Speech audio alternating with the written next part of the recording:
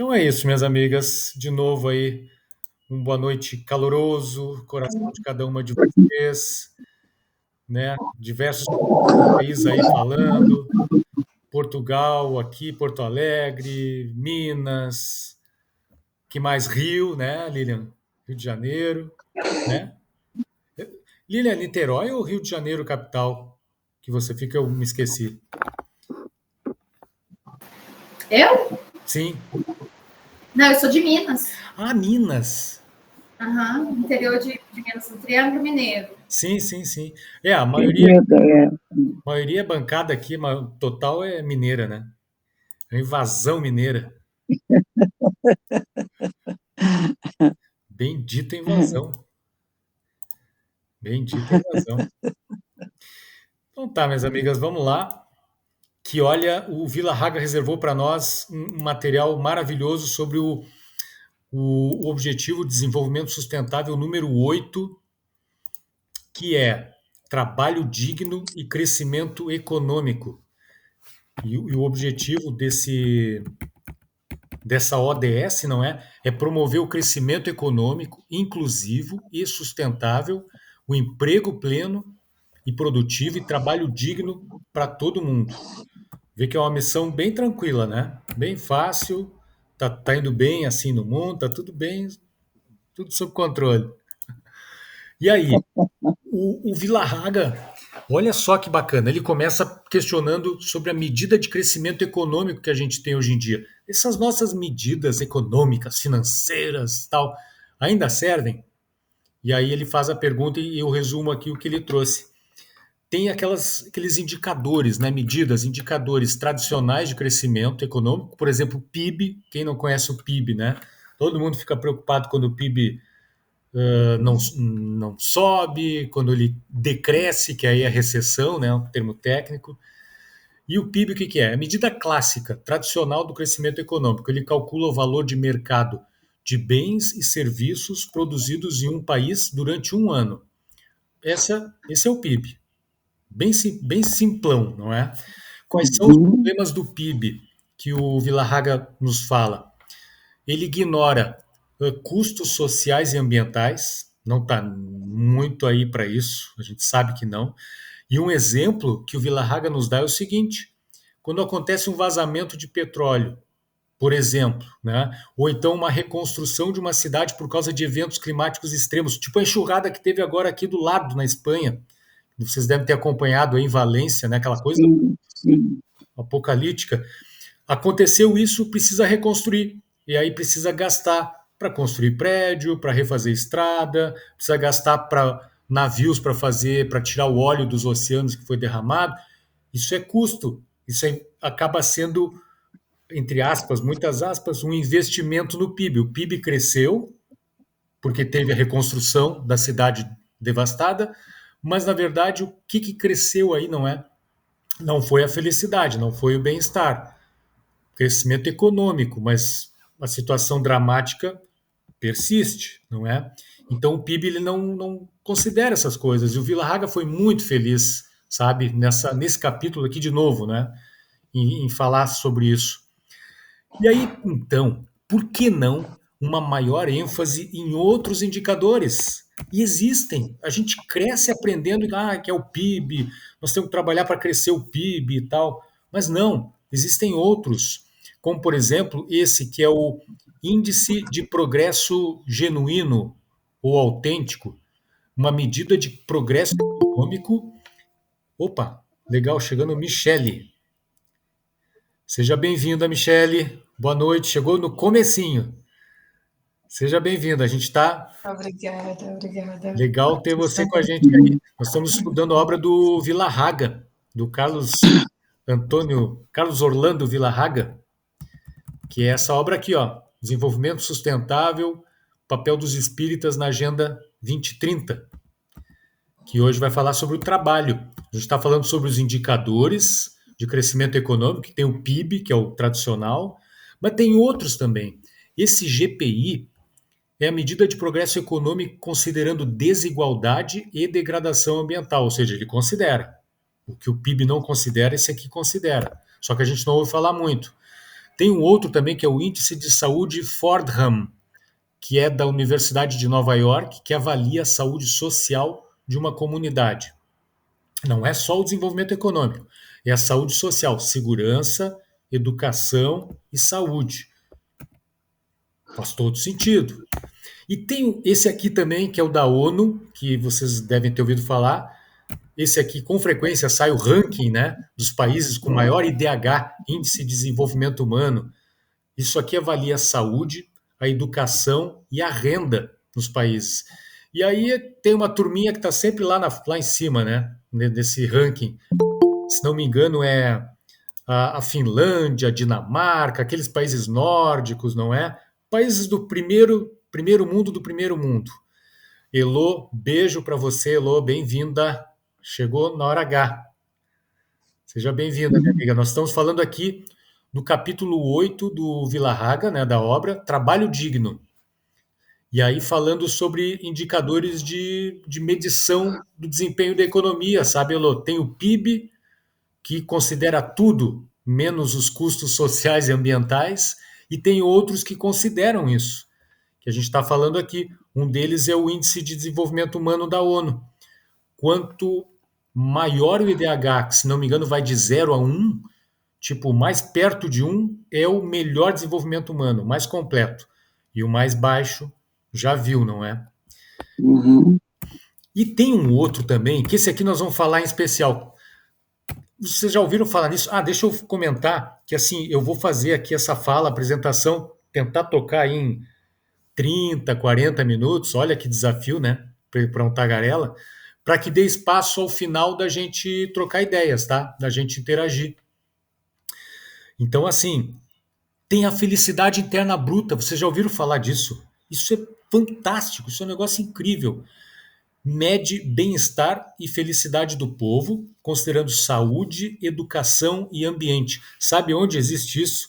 Num paizinho chamado Butão, que fica na Ásia, fica ali no centro, no centro da Ásia. Está aqui o mapa, não sei se está muito claro para vocês verem. O mapa ficou pequenininho, peço desculpas, mas o Butão está bem no meio, tá assim, ó, mais ou menos entre a Índia e a China, sabe? Bem aqui, pequenininho. E o Butão, ele é realmente pequenininho, está no pé dos Himalaias. E tá, pensem assim, tem aquela cadeia do Himalaia, onde está o Everest, a maior montanha do mundo, e para baixo, em direção ao litoral, está o Butão. Tá o Butão, ele fica abaixo ali do Himalaia. Então o Butão é o reino budista, conhecido por seus mosteiros, fortalezas, suas paisagens assim que são deslumbrantes, são um negócio assim, lindo demais. Eu queria muito um dia poder conhecer, né? Só que assim, não é nada fácil, é caro, tem que ter visto, é complicado para obter o visto, é um negócio difícil. Que mais? Aqui tem uma imagem. E tem uma imagem que é o mosteiro de Takzang, também conhecido como Ninho do Tigre. Olha onde é esse mosteiro. Ele está na montanha, num degrau, um negócio absurdo. E olha aquelas montanhas ao fundo. É um negócio lindo demais. Imagina visitar um lugar desse. Eu confesso que eu fiquei, olha, não é de hoje que eu quero fazer isso, mas é complicado. E assim, ó, o Butão, olha só. Carbono negativo. Oi? Diga aí, Natila. Não, desculpe, eu comecei a ler um pouquinho em voz alta, perdão. Me entusiasmei. Tudo bem. O Butão é o primeiro e único país do mundo que é negativo no carbono. O Butão não só zera suas emissões, como também neutraliza o gás, o dióxido de carbono emitido por outras nações. Ele está superavitário. Ele limpa, ele é um pulmão que ajuda a limpar. Pulmão pequenininho, não é o tamanho do Butão, mas ele é um foco de esperança ecológico assim absurdamente grande. Ele garante em sua Constituição a cobertura obrigatória de 60% do território por florestas. É obrigatório. E ele mede periodicamente o FIB, que é a felicidade interna bruta da população. Ele mede o FIB. Ele vai para o povo, assim, os monarcas, né, os gestores vão para o povo, e aí? Tá feliz, meu irmão? Tá feliz, minha irmã? E eles fazem Ah, toda uma pesquisa em cima disso. Então, em cima dos resultados, eles estabelecem prioridades nas políticas públicas conforme as demandas que surgem na pesquisa da felicidade interna bruta.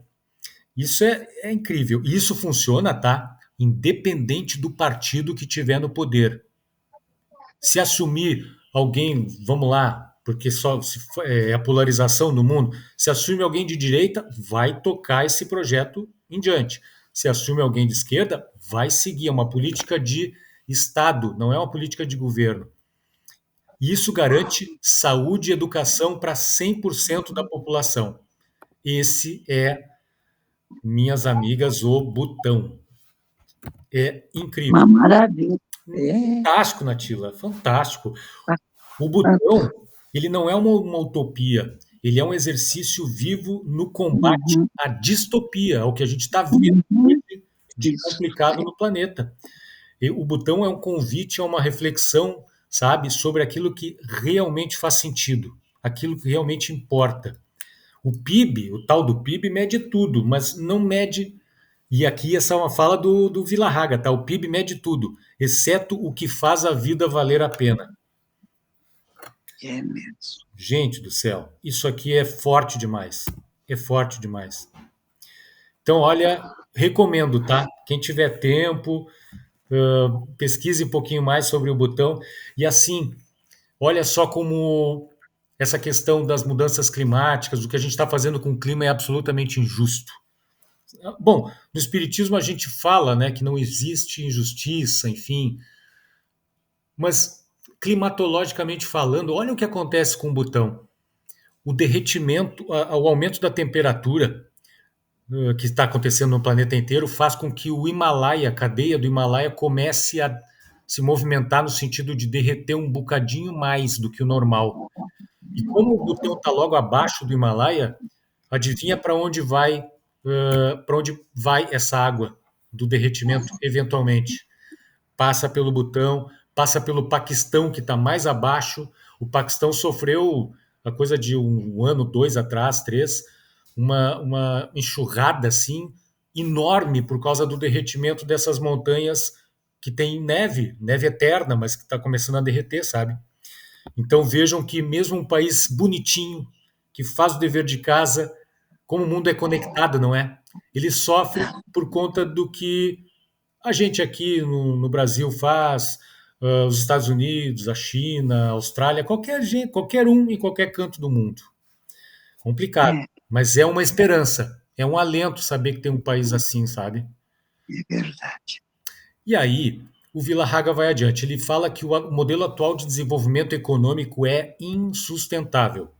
Disso parece que não restam muitas dúvidas, não é? E aí ele fala do tal modelo econômico Donut, que é aquele docinho Uhum. americano, É, né? Vocês conhecem que é redondinho, é doce para calórico pra caramba, mas é bom, né? Esse é o modelo, é um símbolo para esse modelo econômico. E o que é o tal do modelo Donut? É uma abordagem econômica proposta por uma economista chamada Kate Raworth, de Oxford, e que serve como uma bússola para um desenvolvimento sustentável e justo. Então, funciona assim: os limites internos, tem o Donut, né? Aqui, o limite interno dele são as condições básicas para uma vida digna. Alimentação nutritiva e suficiente, água potável, saneamento básico, saúde, educação, toda a estrutura social que é necessária, não é? Está aqui no meio, está no centro do modelo econômico. E o limite externo do Donut, né, a borda externa dele, é o teto ecológico, é aquilo que não poderia ser ultrapassado. São os limites ambientais do sistema Terra. Limites ambientais seguros que a humanidade deve respeitar para evitar danos irreversíveis ao planeta. Então, eles escolheram um docinho que representa de maneira muito interessante isso. A parte externa do donut é aquilo que a gente não pode cruzar. A gente não pode comer o que está além do donut, né, Natila? A gente tem que ser comedido. Claro, claro. E quais são os objetivos, não é? Promover um ambiente ecologicamente justo, socialmente justo e seguro também, não é? Promover a sustentabilidade, mudar o foco da economia, de crescimento a qualquer custo, para um desenvolvimento que respeite os limites do biscoitão, não é?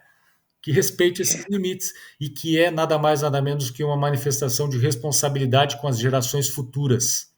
Isso lembra muito alguns povos originários.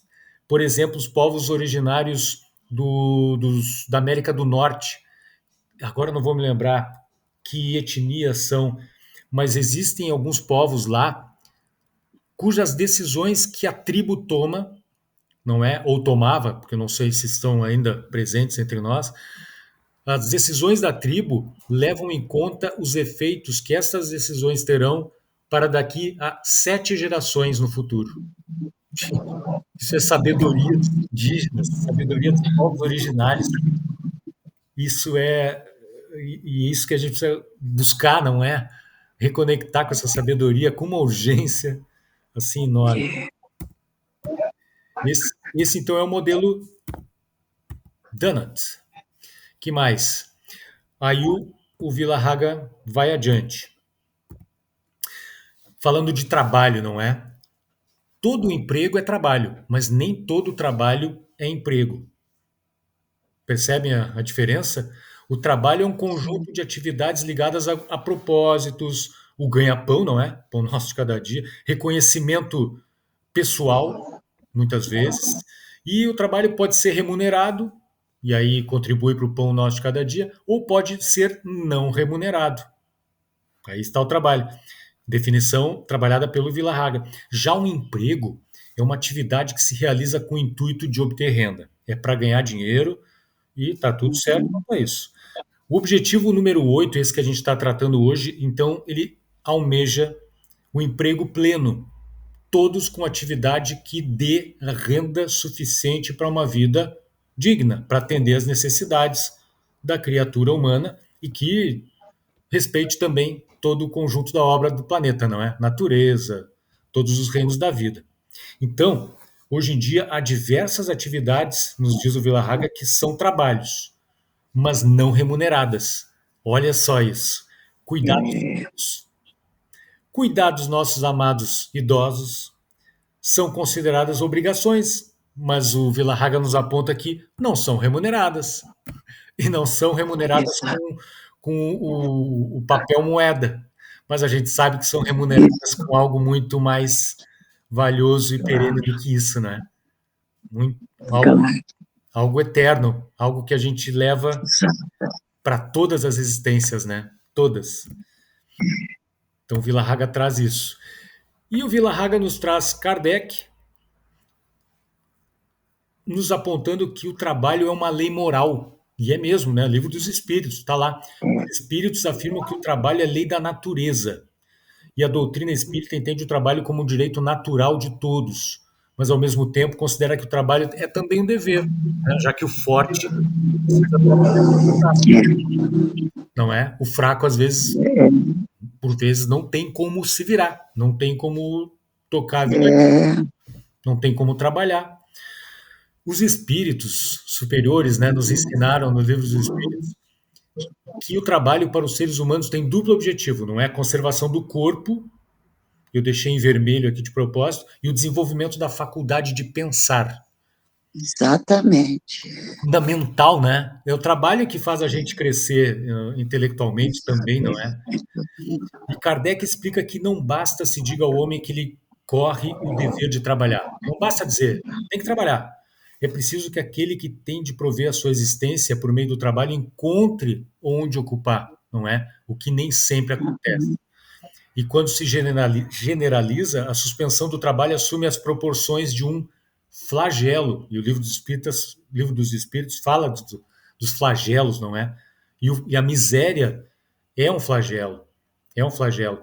E nessa fala que vai ter amanhã nessa escola, uma das coisas que eu quero tentar resumir é essa questão do trabalho, sabe? Porque além de faltar trabalho para muitos, para milhões, são milhões de pessoas desempregadas, não é? Mundo afora, o trabalho em si está mudando. O trabalho em si está mudando, sabe? Tá acontecendo uma transição. Tem trabalhos que hoje existem ainda, mas que amanhã provavelmente já não vão existir mais, e outros que passarão a existir, mas que talvez só possam ser feitos por alguém que tem alguma capacitação tecnológica especial. Percebe o tamanho da encrenca e do risco que o mundo do trabalho nos oferece? E oferece para essa turminha aí que está começando agora, né? Entrando agora no mercado de trabalho, que está estudando, que pode estar com mil dúvidas emocionais, profissionais, sentimentais, enfim. A gente sabe como anda a juventude nos tempos de hoje, né? Então, olha o tamanho do desafio que tem pela frente, essa questão do trabalho. E por falar em desemprego, Kardec, o Vila Haga nos traz alguns números interessantes. E a gente sempre tem que trazer, né, alguns números para deixar claro como está a situação no mundo nessa dimensão, não é? Então, desemprego em números e dimensões da vida. Bom, o desemprego e as suas consequências, não é? O impacto do desemprego afeta o bem-estar pessoal e afeta a saúde mental. A gente sabe disso. E pode levar a sentimentos de inutilidade e até mesmo de desespero. Por outro lado, o trabalho excessivo pode levar a síndromes como a do burnout, que é o trabalho excessivo. A pessoa queima a lâmpada, queima a lâmpada de tanto ficar acesa. Quase metade dos médicos apresenta sintomas, por exemplo, né, falando de uma categoria, de esgotamento profissional. E aí a gente tem a importância, não é, do descanso para a recuperação das forças, né, como é fundamental. E nesse momento, deixa eu ver se eu falo isso mais adiante aqui, não falo, mas esse é um momento interessante para a gente estudar esse capítulo do Vila Haga, porque está em andamento no Congresso aquela questão do 6 por 1, não é? Que vocês, não sei se estão acompanhando, que é trabalhar 6 dias, né? E folgar um, descansar só um. É um negócio delicado para ser discutido com profundidade, não é? Quando tem países que estão percebendo um aumento de produtividade quando a relação é outra, tipo 4 por 3, trabalha 4, folga 3, e estão percebendo uma produtividade maior, alguns países nesse sentido, né? Então, olha, nossa atenção aí de cidadãos espíritas para o que os nossos irmãos políticos estão decidindo em Brasília. Então, os números sobre o desemprego, tá? No mundo, 2019, até a estatística não é muito recente, são quase 200 milhões de pessoas sem trabalho, 470 milhões de pessoas, se a gente incluir aqueles que são subempregados e desalentados, né? Subempregados é aqueles que têm é o famoso bico, não sei se essa gíria vale também para Minas, para outros lugares aí do Brasil, né? Mas aquelas pessoa faz um negocinho aqui, faz outro ali, sabe? Esse é um subemprego, não é? Deixa eu até perguntar para a Michele, de onde que você está falando aí? Só para eu ter ideia geográfica, que aqui tem uma galera de Minas, Porto Alegre, Portugal. Coimbra, Portugal. Ah, Coimbra! Legal. Coisa linda. Legal. Bom. Então, 61% dos trabalhadores estão em empregos informais. Isso aí dá 2 bilhões de pessoas. A gente está falando do mundo, tá? 61% em empregos informais. 630 milhões de trabalhadores vivem em condições de pobreza extrema ou moderada. É 1 a cada 5, não é? Exclusão e desigualdade relacionadas ao trabalho impedem, então, acesso a empregos decentes. E isso impacta na saúde mental. Isso impacta no emocional. E impacta no emocional também dos jovens que estão começando, como eu mencionei antes. E aí eu lembro, né, Michele, de Coimbra, que tem aí uma entidade chamada SOS Estudante de Coimbra, que é uma espécie de CVV de Coimbra focado para atender os estudantes, sabe? Que estão precisando de um atendimento, de um acolhimento emocional, de desabafar sobre algum problema que estejam enfrentando, os 1001 problemas que são normais de aparecer, não é? Na vida dos estudantes hoje em dia. E para, então, fazer frente a isso, eu lembro dessa entidade que é muito, muito bacana. Eles fazem um trabalho lindo aí em Coimbra, que é o SOS Estudante. Vale a pena conhecer, dar uma pesquisadinha na internet, no Google e ver o que eles fazem, que é lindo demais. E as crianças, né? Kardec perguntou à espiritualidade. A lei da natureza impõe aos filhos a obrigação de trabalharem para seus pais? Olha que pergunta. A resposta: certamente, do mesmo modo que os pais têm que trabalhar para os seus filhos. Então, existe uma obrigação mútua nos cuidados, Uhum. no amparo. Hoje em dia, esse princípio está em certo desequilíbrio, porque milhares de crianças perambulam aí pelas ruas, trabalham em atividades, trabalham já desde cedo em atividades que vão contra, que detonam É, efetivamente a saúde, o bem-estar, o futuro das crianças, não é? Porque mina, sabe? Fragiliza o físico, o aspecto físico, e fragiliza o aspecto emocional e o espírito. Então, para nós que estamos aí nesse meio espírita, espiritualista, uhum. e outros credos religiosos que também valorizam tremendamente a Isso. questão da alma, também, a alma também fica doente. É óbvio, natural que fique. Então nós temos um débito gigantesco nesse sentido no planeta.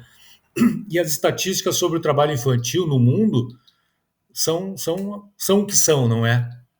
152 milhões de crianças trabalhando em todo o mundo, quando eram para estar na escola, quando eram para estar nas bibliotecas, quando eram para estar tendo aulas ao ar livre, no meio do verde, para entender a importância, para elas se reconectarem com a natureza, para entender desde cedo o que está acontecendo com a natureza por conta dos atos dos adultos, não é? Então elas tinham que estar aí nesses ambientes e não trabalhando. 73 milhões delas não bastam o fato de estarem trabalhando, ainda trabalham em tarefas perigosas, perigosas, que colocam a saúde, a vida em risco. E o trabalho infantil, olha só que coisa, ele é predominante no mundo rural, no setor rural e na economia informal. Isso padrão mundo, tá? E aí, o Vila Haga menciona algumas categorias de trabalho infantil a serem abolidas, não é? O trabalho abaixo da idade mínima. Naturalmente deveria ser realizado por crianças com idade inferior à estabelecida pelas leis nacionais. Lei do Brasil, lei de Portugal, qualquer parte do mundo que respeite, não é, o crescimento natural das crianças. Trabalho perigoso, que é prejudicial ao bem-estar físico, mental e moral da criança. E ele menciona assim as piores formas de trabalho infantil. Inclui, a gente sabe, e é preciso mencionar a escravidão, tráfico de crianças, servidão por dívidas e trabalho forçado, recrutamento para conflitos armados. A gente sabe que isso acontece, principalmente no continente africano. Eu tenho uma ideia de que acontece bastante, mas em outros sítios também deve ocorrer. Exploração em prostituição, pornografia, atividades ilegais como tráfico de drogas e por aí vai, não é? Nós, reencarnacionistas, nós sabemos que existem as leis do karma, as leis de causa e efeito, que muito das situações que são enfrentadas hoje podem ser efeitos de momentos passados, de vidas pretéritas, enfim, nós sabemos disso. Mas nós, reencarnacionistas, espiritualistas de toda ordem, de todo gênero, também precisamos ter presente o caráter fraterno, social e cidadão, sabe? Do fato de estarmos encarnados nesse momento no mundo e fazer todo o nosso possível. Exercer pressão nas elites governamentais, entregar o pão para uma criança aí que está pedindo alimento nas sinaleiras, nos semáforos, enfim, fazer o nosso papel, fazer todo o nosso possível, as religiões fazendo esse papel social fundamental de entregar aquilo que falta, né? O pão emocional, o pão mesmo, o pão de trigo, que é fundamental, mas ao mesmo tempo também oferecendo instrumentos, não é? Oferecendo condições para que elas saiam daquele círculo vicioso de, de uma vida que não tem perspectiva, não é? É verdade. Mostrar, dar instrução, dar condições, enfim, para que elas sigam em frente, para que essas almas, esses espíritos imortais, sigam em frente na sua jornada. E os nossos amados idosos? Após a jornada do ser encarnado, diz o Vila-Haga, com obstáculos e desafios inúmeros, será que o homem teria direito ao repouso na sua idade mais avançada, naquela idade em que ele é jovem há mais tempo, não é? Os espíritos disseram que sim, que a nada é obrigado, senão de acordo com as suas forças. Como estarão as forças da pessoa quando chegar nessa fase da vida? Vai estar cansado? Vai ter boas condições de saúde? Terá recursos econômicos suficientes para manter-se nessa fase da vida? Mais ainda, será que o Estado, as entidades todas da sociedade civil, os poderes legislativo, executivo, judiciário, todas as entidades da sociedade civil, será que estão bem estruturadas para oferecer aquilo que eles precisam e que muitas vezes não têm condições de ter? Pois é, isso é uma reflexão assim poderosa que precisa estar na nossa pauta, não é? Dentro e fora das casas espíritas, em qualquer credo religioso, em qualquer ambiente da sociedade que a gente estiver, não é? Sendo ateus, agnósticos, não importa. Esse grupo aqui, para quem está chegando agora, é um grupo que não tem, claro, tem o olhar espiritualista, espírita, mas ele dialoga, ele abre, ele expande, extrapola para todos os saberes, para todas as filosofias, não se atendo a uma só. E todo mundo que navega nessas outras religiões, outras sabedorias, outras filosofias, precisa trabalhar de alguma forma para lidar com estas crises, não é? E as pessoas na idade mais avançada vivem as suas dificuldades, vivem as suas crises. Por falar, poxa, Coimbra tá forte aqui hoje, né? Me veio agora aqui uma lembrança de um outro projeto que tem em Coimbra, que eu fiquei sabendo esses dias, que é o Abraço de Gerações. Eu não sei se ele ainda existe, não deu tempo de perguntar, mas eu sei que ele existiu e, queira Deus, ainda existe. O que é isso? A gente sabe que a crise da habitação aqui na Europa é um negócio seríssimo. Morar é um negócio dificílimo, por isso que tem tanta gente vivendo em barracas por aqui. Não é fácil. E para a juventude, então, que está começando a vida, mais difícil também é. E aí tem esse projeto aí em Coimbra, que é o Abraço de Gerações, que o jovem que tem a empatia, né, que tem aquela vontade de ajudar, realmente. Não apenas obter um apoio, mas realmente querer oferecer algo. Ele divide as contas, ele mora junto em determinados residenciais, repouso, ou, se não me falha, eu posso estar enganado nesse ponto, ou também morando junto com eles nas casas dos nossos idosos, aqui em Coimbra, dividindo contas, ajuda economicamente a todos e cria um ambiente de diálogo, de interação, de vencer a solidão, não é? Que é um negócio sério. E esse é o projeto que tem em Coimbra, que é fantástico. Abraço de Gerações, Coimbra. Se procurarem no Google aí, vão encontrar bastante coisa a respeito. Muito interessante. Coimbra, que é uma cidade universitária, não é? Uma pesquisa da USP mostra, isso está no livro, que muitas vezes são os idosos que estão cuidando de idosos. Em 75% dos casos, a mulher ou a filha do idoso.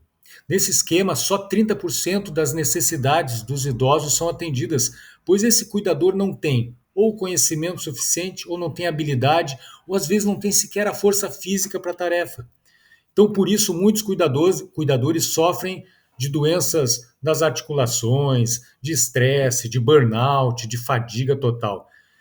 Nesses casos, uma ausência da família, seja porque não tem ou por negligência, não é?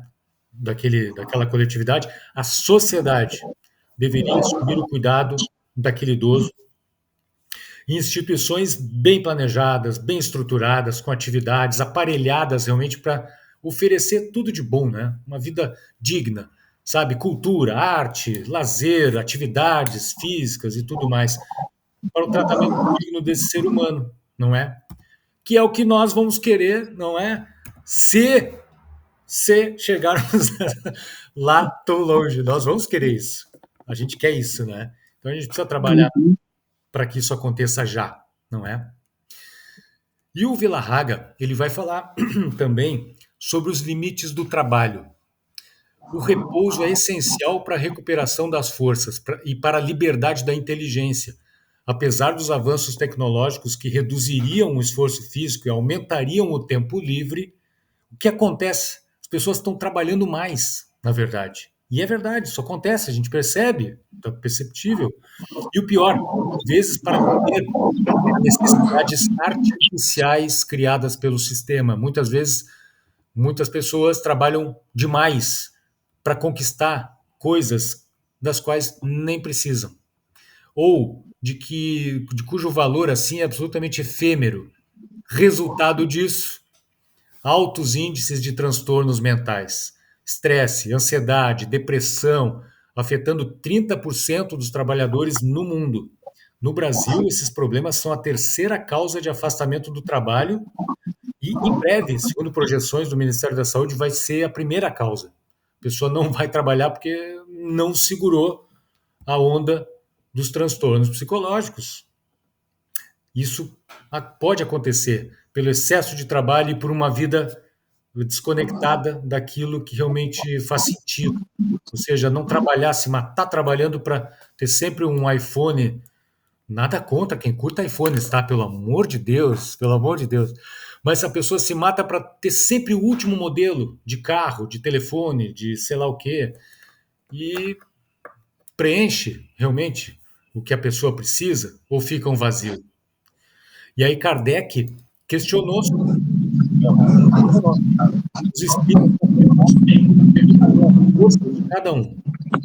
Ultrapassar essas forças afeta o corpo, mente e espírito. E aí tem uma fala aqui que o Vilarraga traz muito interessante. O Dr. Leonide Eidelman destacou que quase metade dos médicos do mundo apresentam burnout, exaustão emocional. E aí o que isso impacta? Uma despersonalização no atendimento. Claro, a pessoa começa a atender precariamente. E a falta de realização pessoal. Ele não se realiza com aquele trabalho que está esgotando a vida dele. Falando só de uma categoria que é os médicos, nós podemos falar também dos profissionais de saúde em geral, não é? Isso para citar só uma categoria. E aí tem um caso aqui em Portugal. E é legal a gente fazer essas palestras por aí, porque tem a interação depois, a gente troca ideias e tal, conversa pelo WhatsApp, troca e-mails. E numa dessas palestras, um bombeiro de Portugal assistiu e a gente trocou e-mails. Gente, olha, fantásticos, sabe? O que eu aprendi com ele, o que ele mandou da vida dele, sabe? Na forma de desabafo, por conta do trabalho dele, que não é tão bem remunerado, o trabalho de bombeiros, e que é um trabalho exaustivo, exaustivo. E ele mandou esses e-mails logo após aqueles incêndios terríveis que aconteceram aqui em Portugal e que os bombeiros foram no limite das forças. Eles ultrapassaram o limite das forças, sofreram tremendamente. E ele desabafou, sabe? A gente conversou muito assim, e eu agradeci demais assim por ele abrir isso tudo, não é? Ele desabafou pelo cansaço, pela sensação de que é um trabalho inútil, sabe? Porque ano que vem vai ter mais incêndios de novo, porque as causas continuam, os efeitos prosseguem porque não se atacam nas causas. Ele manifestou um cansaço absurdo emocional por conta dos feridos, das dores das pessoas que sofreram com os incêndios e por aí vai. Vejam o que é os limites do trabalho e percebam como isso está relacionado, de novo, né, com o mantra que a gente recita aqui, né, com as crises de todas as dimensões da vida que a gente está lidando atualmente. A crise ambiental, a crise ético-animal, a crise social e política, enfim, as opressões e por aí vai. Está tudo tão conectado, assim, absurdamente conectado. E o corpo reage a esse excesso, não é? Por que eu trouxe? Ah, sim, eu trouxe esses dados aqui, agora eu estou lembrando, sobre a saúde dos profissionais de saúde, com base nesse manual aqui, que é um manual com o título de Ideação Suicida e Tentativa de Suicídio, o que o profissional de saúde precisa saber para atender esses casos. que é um manual da Escola de Ciências de Saúde e da Vida. E aí, nesse manual, fala sobre a questão dos limites de trabalho para esses profissionais. Muito interessante. Esse manual está servindo também de apoio a uma jornada que a gente está levando aqui sobre atendimento fraterno, sabe? Atendimento fraterno dos espíritas. E cruzando informações, enfim, cruzando várias fontes para tentar empoderar os trabalhadores do atendimento fraterno. Eles precisam saber de informações como essa, precisam saber o que é um limite do trabalho, o que é o estresse, a fadiga, o burnout, enfim. Tudo se cruza, não é? E onde estoura a predominância do supérfluo? Estoura na nossa jornada existencial, não é? Predominância do supérfluo estoura na natureza, estoura no fato de que a gente está consumindo 1,5 ou 2 vezes mais o que o planeta nos oferece, estoura nas desigualdades sociais, estoura no trabalho precário, às vezes em regime de semi-escravidão, no trabalho infantil, que muitas vezes produz aquilo que estamos a comprar de supérfluo. Percebem como é tudo uma teia absolutamente conectada entre todas as situações desse mundo, como é uma aldeia global esse planeta, que tudo está relacionado, todas as problemáticas assim estão relacionadas. Não é? Não é fácil, mas tem jeito. Tem muito projeto acontecendo no mundo afora, sabe, para lidar com essas situações, para rever rotinas de trabalho, os limites do trabalho, para fazer com que as pessoas pensem, se autoconheçam, se autoiluminem. Tem muita coisa acontecendo. Graças a Deus. Né, Tatiana? Diga aí, minha amiga. Você estava falando agora do nosso consumismo, na verdade, né? E eu tenho uma amiga que ela está participando de forma ativa na Fraternidade Sem Fronteiras, a Eliana, né? E, inclusive, agora ela está lá. E ela está fazendo uma campanha para mostrar o sofrimento que é lá na África, tudo, né? E você sabe que eu desconhecia totalmente, até ouvir dela, numa dessas falas que ela fez aqui na nossa região, sobre o cobalto,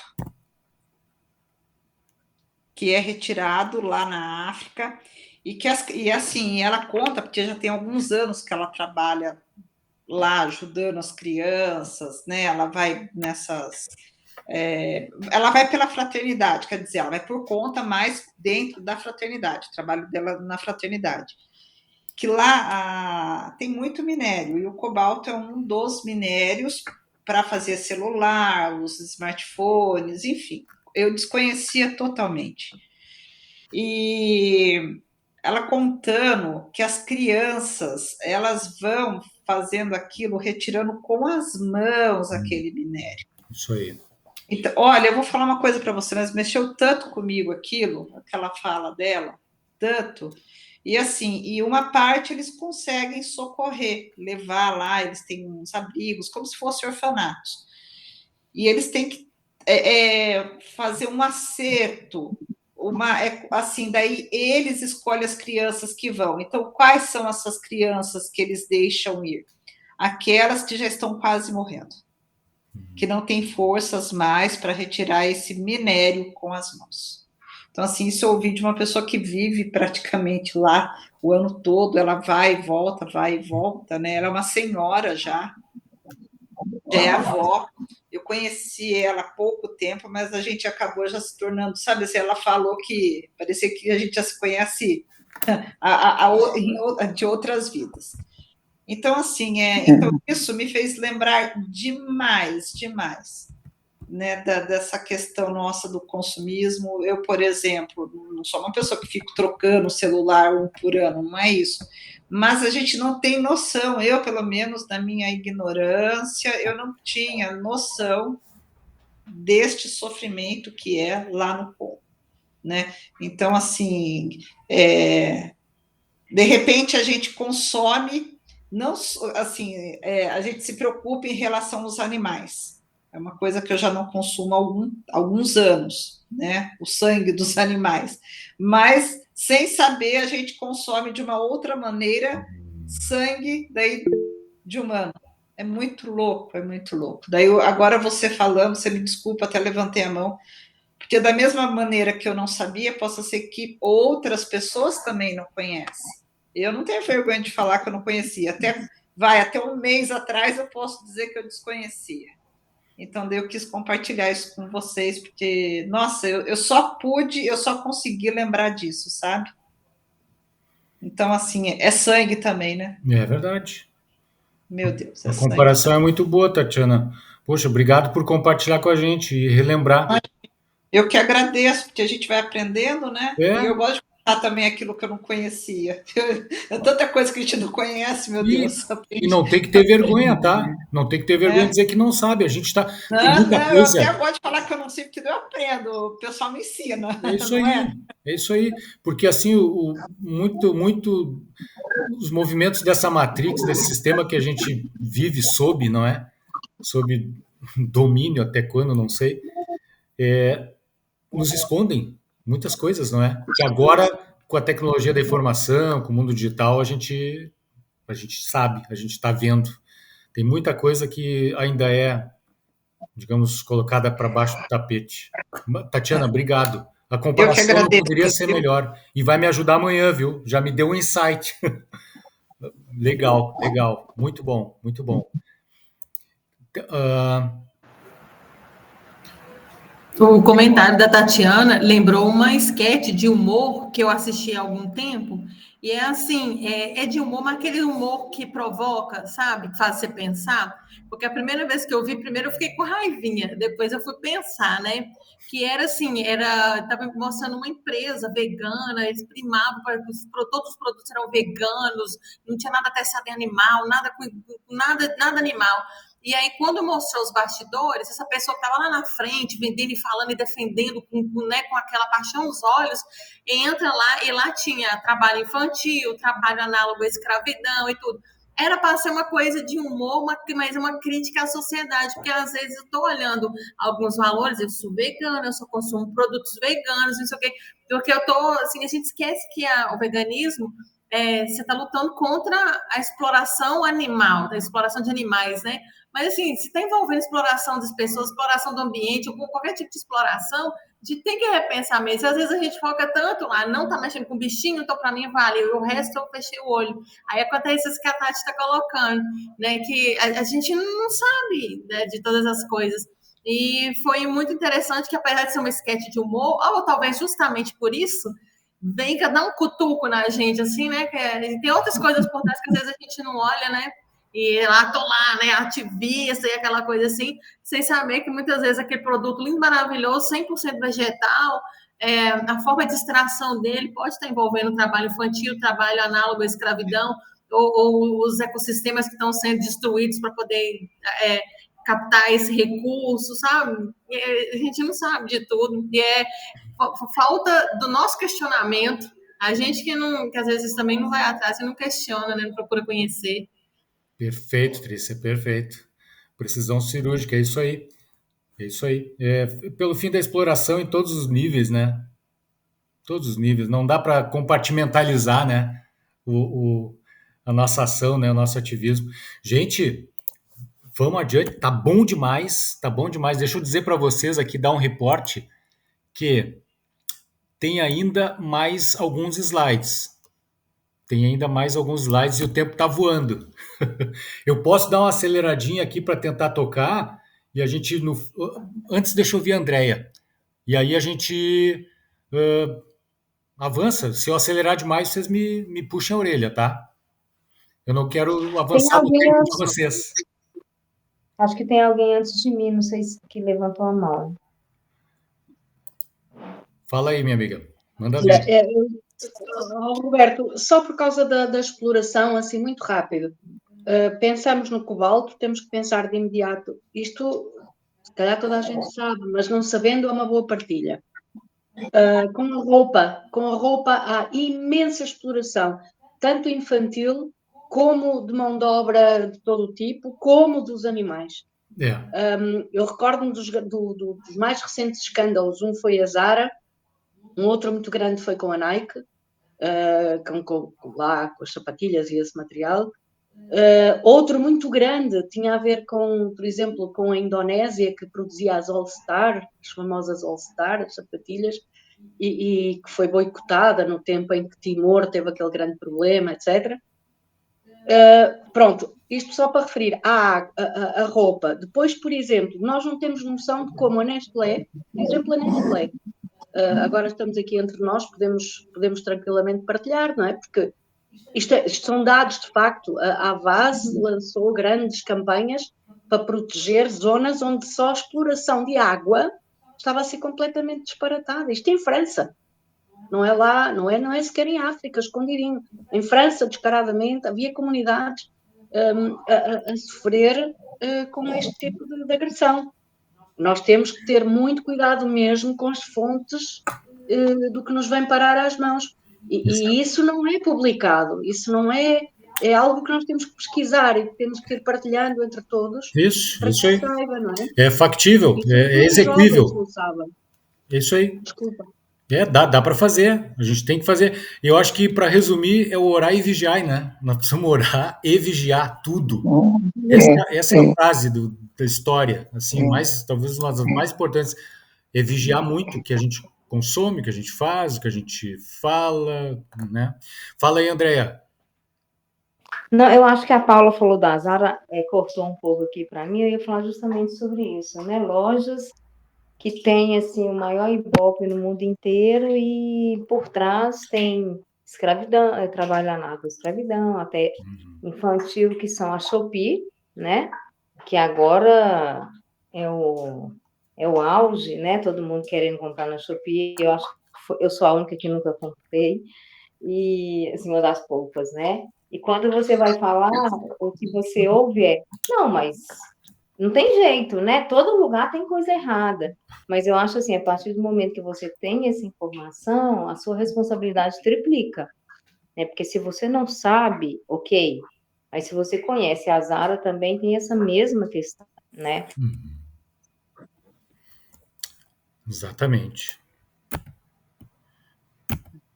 E policiar, né, pelo barato demais, que não tem lei, né, assim, não tem milagre. Se está muito barato, tem alguma coisa errada, né? Então, assim, é só para a gente ter esse cuidado. E esses dias alguém falou comigo assim, nossa, na Shopee o negócio custa X, você vai comprar mais caro? Aí eu tinha comprado o mesmo negócio mais barato. Eu falei, olha, pesquisa, porque eu acho que você está sendo enganada. Eu comprei isso, mesma coisa que você está me falando, mais barato que você está falando que está lá. E aí ela falou, nossa, eu nunca pesquisei, eu já compro direto lá, porque para mim é sempre mais barato. Então, assim, a gente é induzido a essas falsas, muitas vezes, né, verdades, que por trás tem uma quantidade enorme, às vezes, de muita dor, muito sofrimento, muito sangue, né? Acho que foi a Lilian que falou. A Tatiana fez a analogia ali, muito, muito interessante. Muito interessante. É isso aí, gente. É isso aí.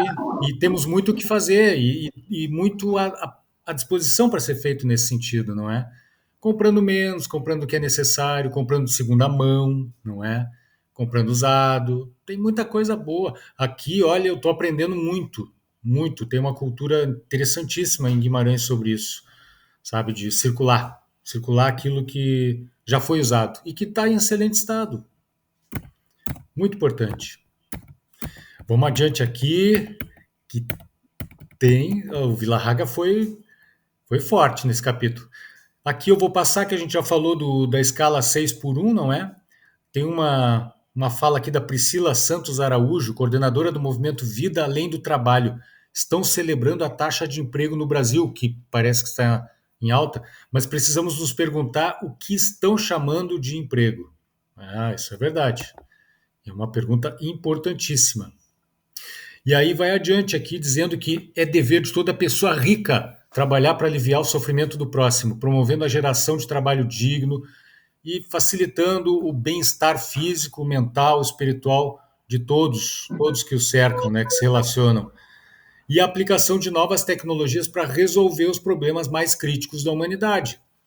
É por isso que eu doei praticamente toda a minha fortuna bilionária. Eu tinha, assim, 140 trilhões de euros. Eu doei tudo. Eu doei tudo porque eu não quero saber desses recursos todos. É só para incomodar, só atrapalha a vida. Doei tudo.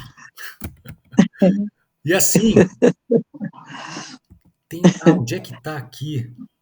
Ah, sim, é no final aqui. Um exemplo de gente que fez isso mesmo, né? O Bill Gates, podemos falar muito da Microsoft, enfim, tudo é bastante mesmo discutível, mas ele e a esposa dele criaram uma fundação para justamente fazer um trabalho social fortíssimo. Ele doou uma parte importante da fortuna dele para essa entidade, não é? Parte da fortuna é para ajudar em pesquisas nas áreas da saúde e da educação e das questões relacionadas com a mudança climática, gerando fonte de trabalho para muitas pessoas.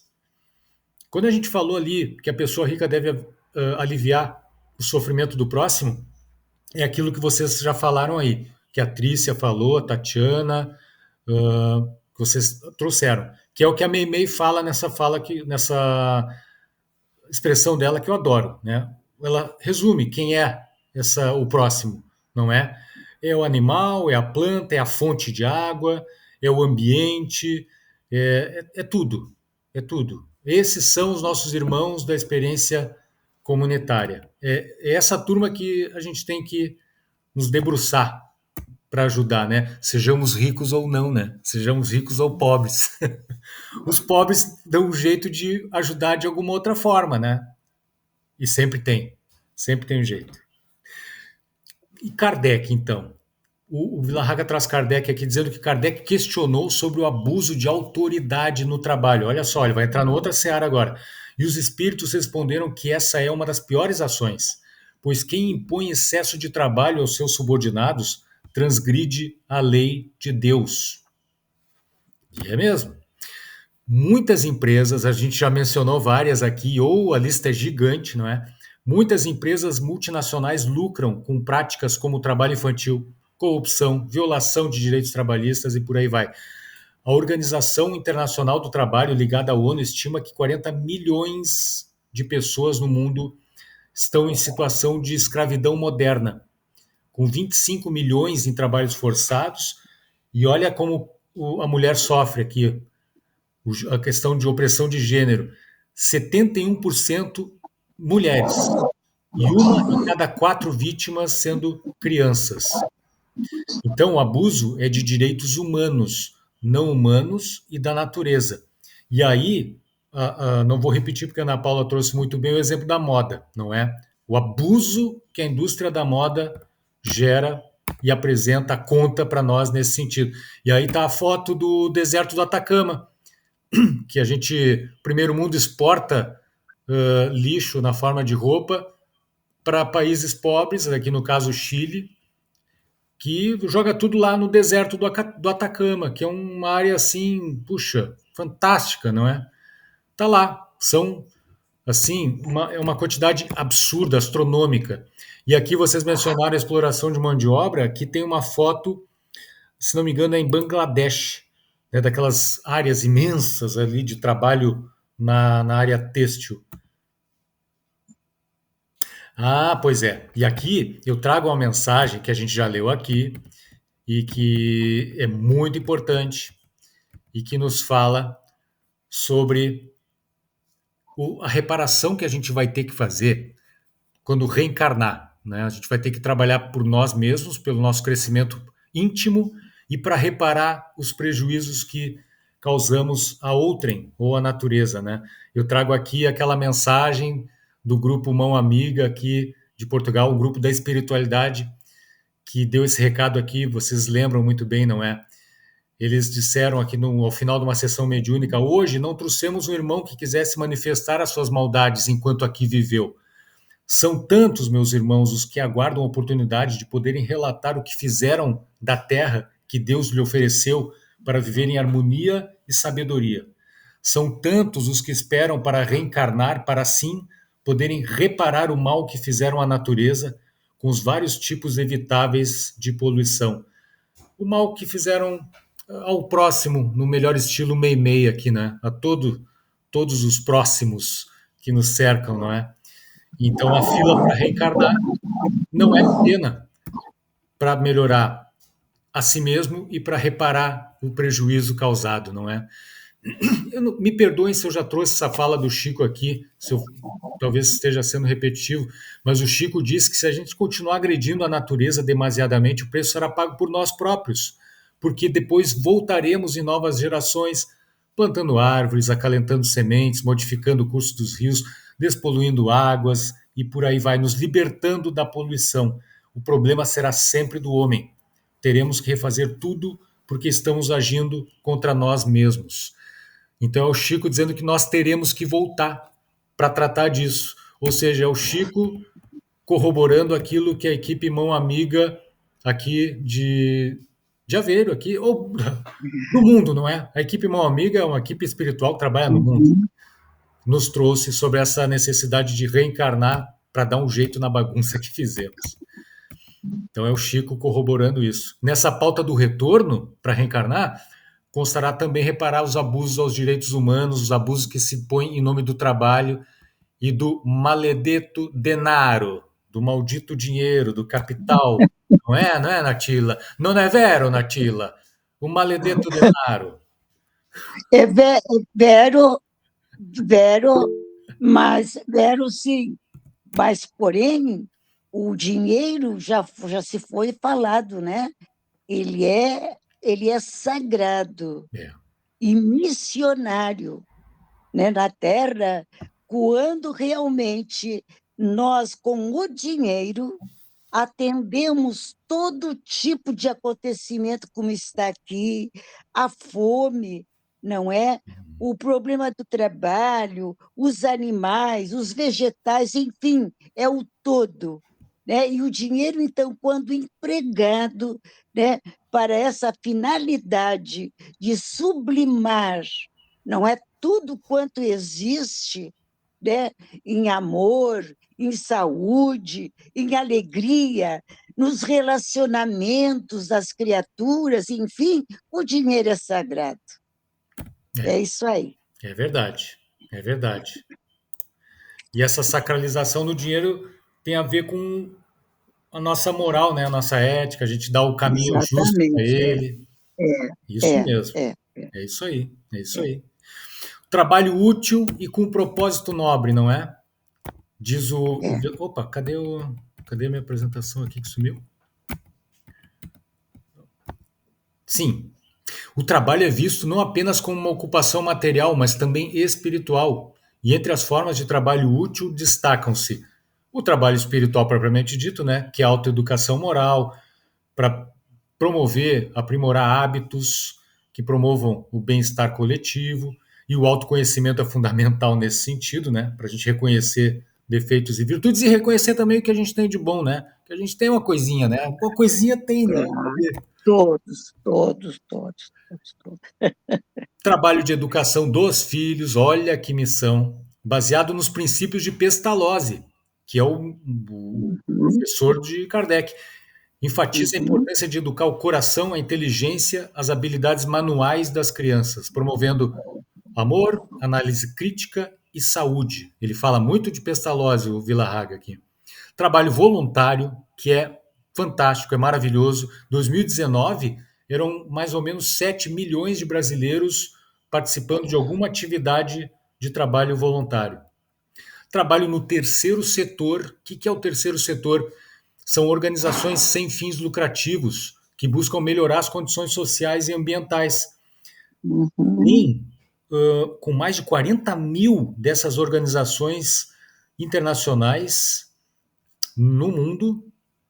Esse setor ele é muito significativo na economia global. Ele gira uma economia enorme, imensa, e gira uma economia com propósito, não é? Com propósito nobre, e é melhor ainda. E o trabalho profissional, que garante o sustento diário, né? O nosso pãozinho de cada dia. Então, quais são as ações, já encaminhando para o fim, tá, gente? quais são as ações sugeridas pelo Villa-Haga para essa questão do trabalho digno e do crescimento econômico. Aliás, a Lilian colocou no chat uma coisa muito importante, Lilian, que tem diferença, que eu às vezes me confundo, sabe? Existe uma diferença entre crescimento e desenvolvimento. Crescimento econômico é diferente de desenvolvimento econômico. Não é a mesma coisa. Até, Lilian, se você quiser dar uma palavrinha sobre isso aí, vai ser oportuna, porque eu me pego confundindo isso a todo instante. Não, porque o crescimento, como você colocou aí no início, Roberto, ele está mais pautado nos indicadores econômicos mesmo, e não em como essa riqueza está sendo distribuída, entendeu? O crescimento precisa, na verdade, o desenvolvimento, ele precisa de crescimento, mas o contrário não é verdadeiro. Porque, às vezes, um país ou uma cidade, ela tem crescimento econômico, mas não tem desenvolvimento econômico, que aí entraria a crítica, que é no sentido de que, às vezes, esse crescimento econômico, né, ele não é repartido para toda a população. Tá. E entra também o que você colocou no início da sua fala, dos custos ambientais. Né? Então, o crescimento seria uma coisa mais voltada, eu quero resultado, eu quero números, eu quero crescer, só que eu não vou me preocupar em dividir tanto os bônus quanto os ônus, né, desse crescimento. Ah, perfeito. O desenvolvimento seria uma coisa mais equilibrada, né, pelo menos em teoria. Teoricamente, né? É. Muito bom, Lília, muito bom, porque é fácil confundir. Eu mesmo confundo toda hora esses conceitos aí.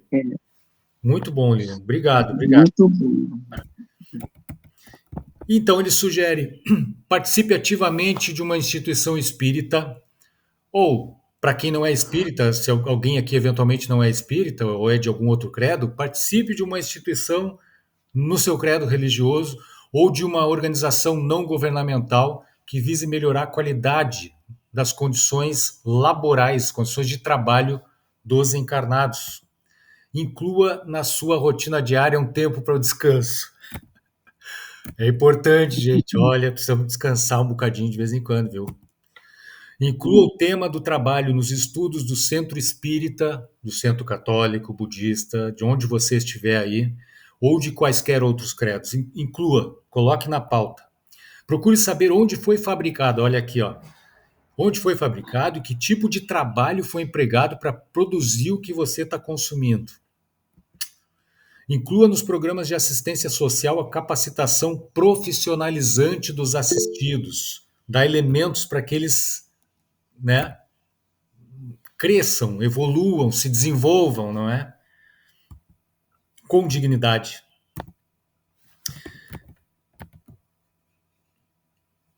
Que mais? Temos aqui... Ah, sim, já encaminhando para o final, esse capítulo extenso do Villa-Haga, tá? Para resumir isso aqui, olha...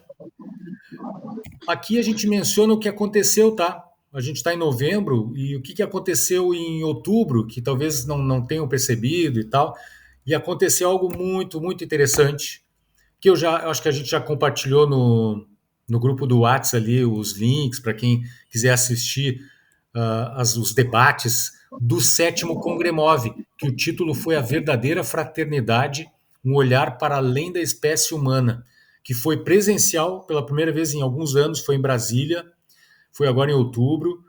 Entre um dos debates teve uma mesa de debates que tinha um espírita, tinha um yogi, tinha uma teósofa, tinha o padre católico, acho que é isso. Acho que é isso. E tinha o vice-presidente da FEB, o Geraldo Campetti estava lá também. Gente, foi um negócio assim inacreditável. Mas uma coisa aconteceu lá, que foi o seguinte, olha isso, olha esse depoimento. Pessoal, uma médium aqui da casa, onde realizou o Congremov, veio me repassar um desdobramento do plano espiritual que ela teve ao chegar no local do congresso. Há aqui no terreno uma área verde com um parque onde as crianças brincam. Ela viu esse espaço ampliado, do ponto de vista espiritual, como um grande parque, com uma natureza exuberante, com centenas de animais coabitando esse espaço. Animais que vieram, olha isso, que vieram das queimadas, animais de todos os biomas. Uma visão de uma médium ao chegar no Congremóvel. Eu fiz questão de compartilhar isso, porque isso aqui é demais. É demais. Imagina. Eu queria ter essa mediunidade, sabe? Mas eu não enxergo nada, eu mal enxergo os encarnados. Eu queria poder ver esse tipo de coisa, sabe? Por Deus, eu queria. Claro, se veria coisas boas, se veriam coisas não tão boas, mas eu queria ter, sabe, um pouco disso. Mas, enfim, Deus sabe o que faz, né?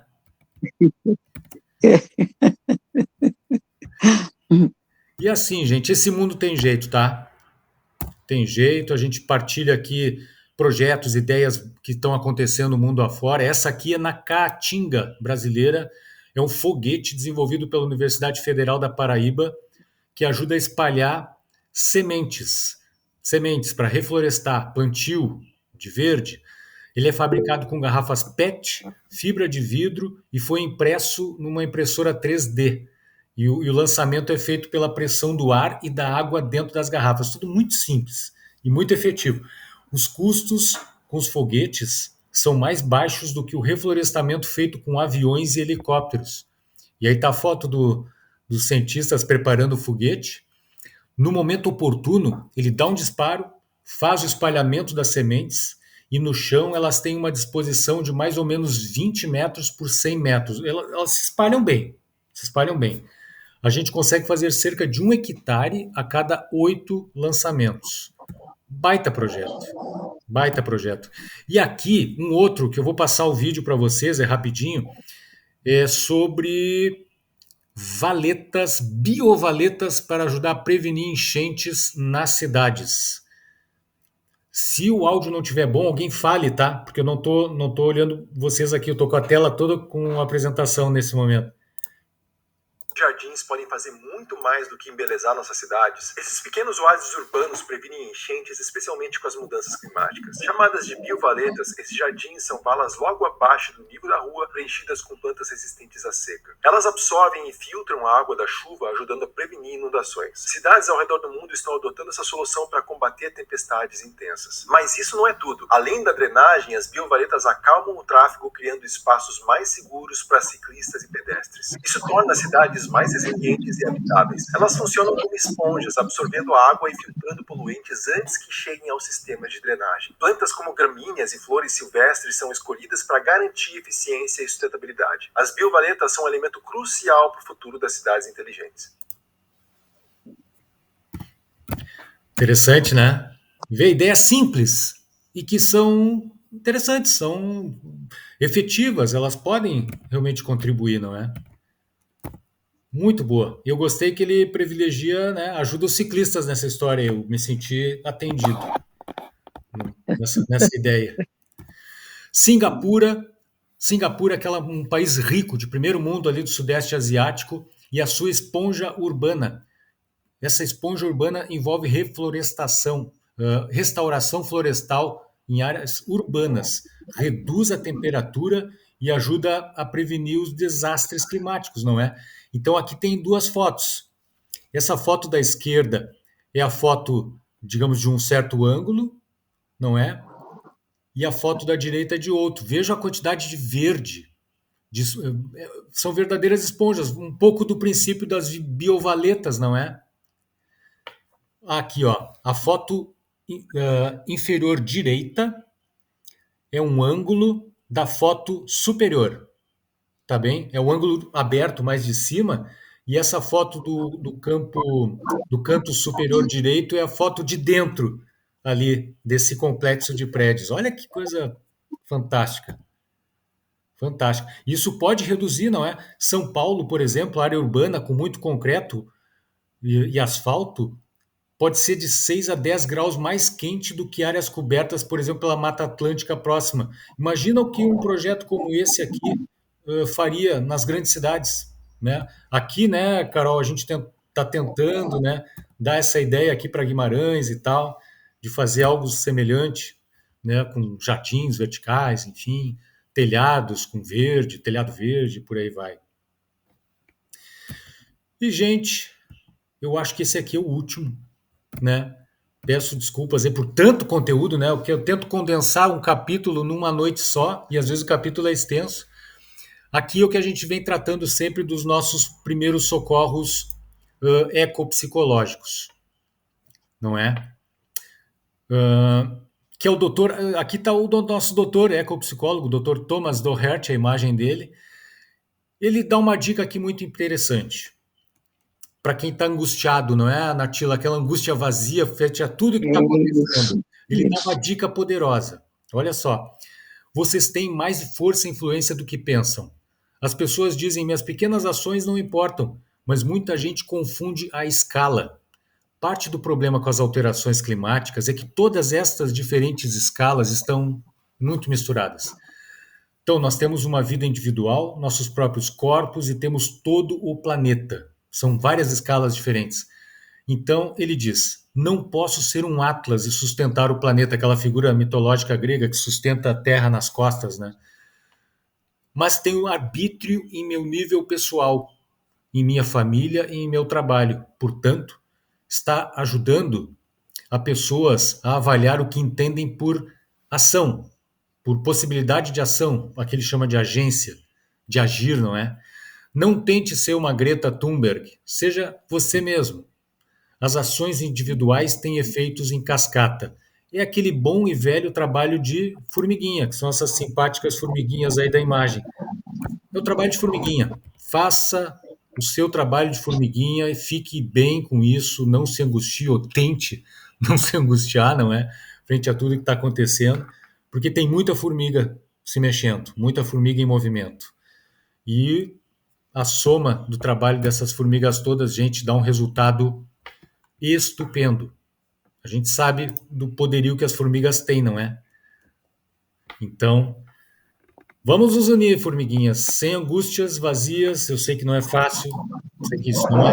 Às vezes a gente fica ansioso, fica triste, fica, né? Mas vamos nos unir com essa tranquilidade, não é? De que é possível, tenham fé. Façamos o trabalho de formiguinha, cada um fazendo o seu, olha, muita coisa pode acontecer. Muita coisa vai acontecer.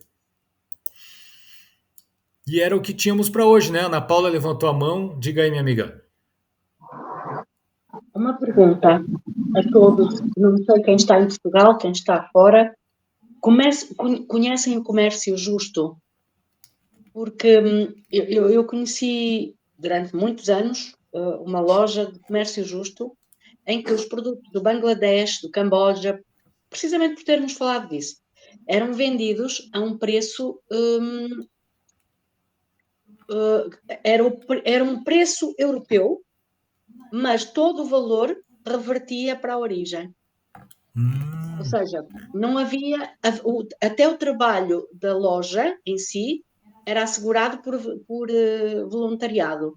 E a loja era de uma senhora que se predispôs a deixar o espaço para ser usada assim. O que é incrível é que eu conheci um projeto destes, é por isso que eu estou aqui a magicar, desculpem, aqui por parte de professores de um liceu de Aveiro.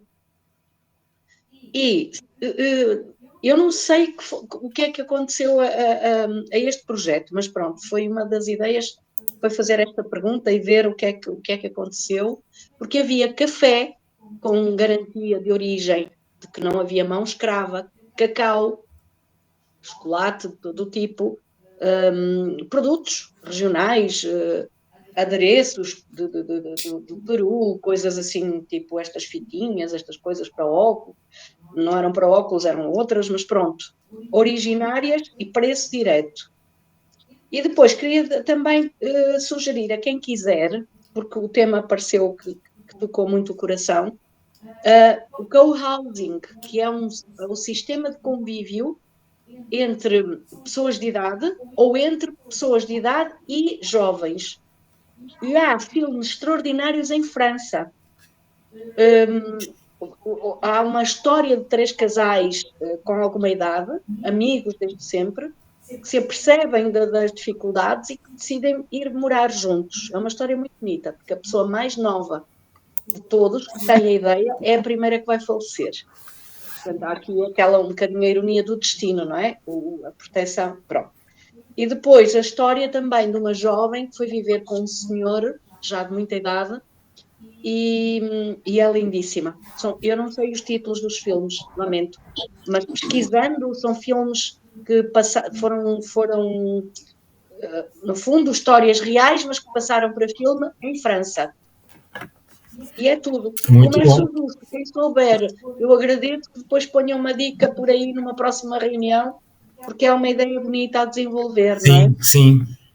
Seria muito bom. Quem tiver mais dados aí, mais informações, fontes, aí tragam, tá? Que vão ser muito bem-vindas. Histórias fantásticas, né, Ana Paula? Fantásticas. A Trícia pediu, vai jogar esse vídeo no grupo pra gente. Qual vídeo, Trícia? Para eu anotar aqui. Esse das valetas? Das biovaletas? Tá. Deixa que eu mando. Biovaletas. Deixa comigo. Minhas amigas, estouramos um bocadinho o tempo aqui, né? Foi meio longo o capítulo, né? Normalmente não vai ser assim.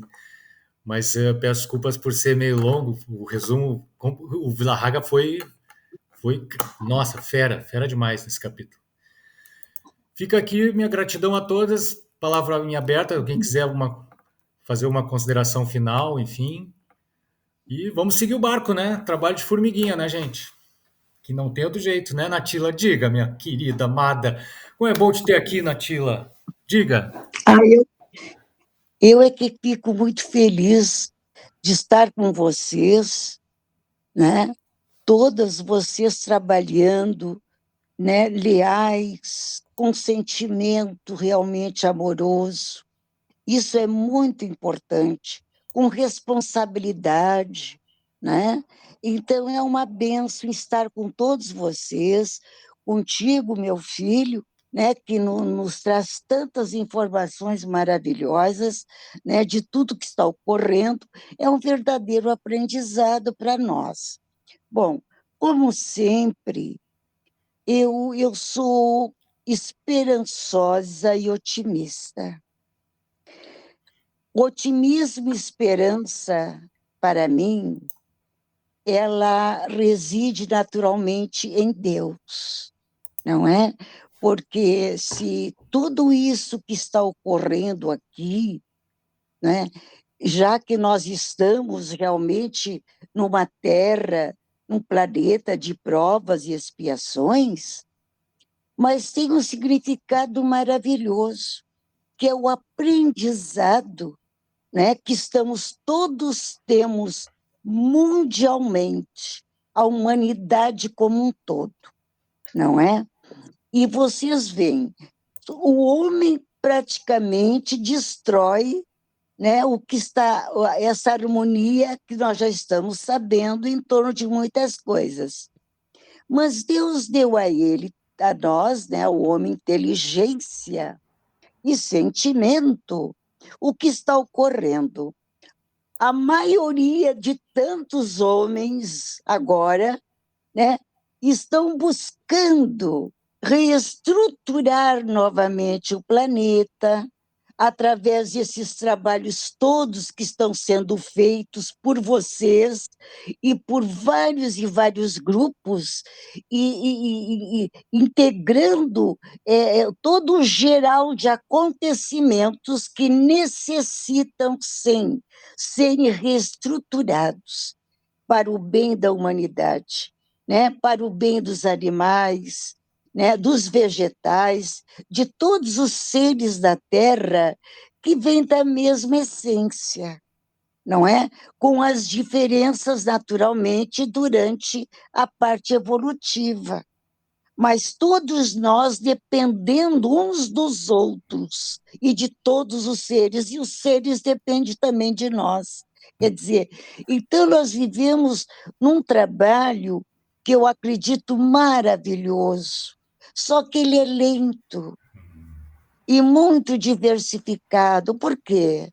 Porque todos nós, seres humanos, temos uma parte cognitiva diferenciada, umas mais, outras menos. não é? Então, aqueles que têm mais, aparentemente, nós ficamos sobrecarregados, mas não é nada disso.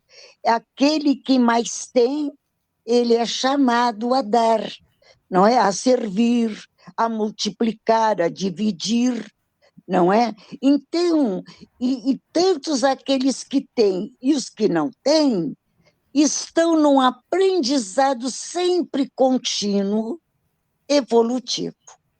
Não é? Então, ver essas pessoas que estão trabalhando ativamente, como cada um aqui relataram, né?